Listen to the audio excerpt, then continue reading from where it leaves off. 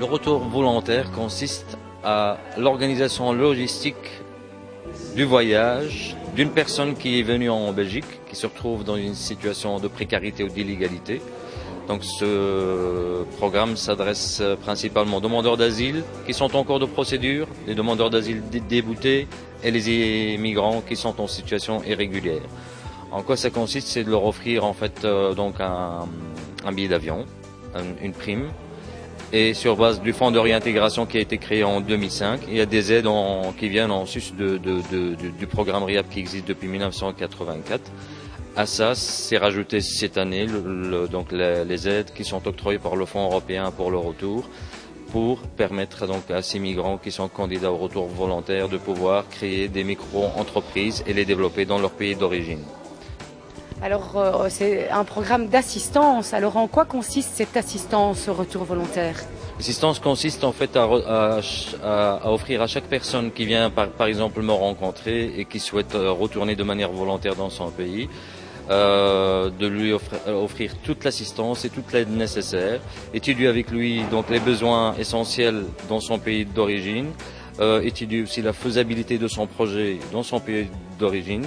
Et une fois que tout ça est calqué et que la faisabilité est telle que le voyage peut être réalisé, à ce moment-là, donc je démarre un petit peu le processus pour préparer et réserver le voyage et accompagner la personne jusqu'au moment où il quitte la Belgique et être accueilli par un partenaire sur place, parce que non seulement je veux dire, on ne le lâche pas dans la nature là-bas, puisqu'avant de partir d'ici, on doit le trouver quelqu'un qui assume le suivi, qui assure le suivi en fait que j'ai commencé et que j'ai débuté avec le migrant ici en Belgique. Voilà. Donc en fait, Fait d'Asile passe la main à des partenaires sur place. Quels sont ces partenaires? On travaille donc principalement avec l'OIM, l'Organisation internationale d'immigration, et avec Caritas International. C'est les deux partenaires pour le moment, qui sont un petit peu dans 191 pays qui couvrent presque le monde entier. Ce matin, tu nous as présenté un nouvel outil que Fait d'Asile a créé, qui est un site internet. Est-ce que tu peux nous en parler, s'il te plaît? Ce site internet, donc, il est tout à fait nouveau, mais il contient c'est une mine d'or, une mine d'informations sur le retour volontaire et sur tout ce qu'il y a comme programme et toutes les aides possibles.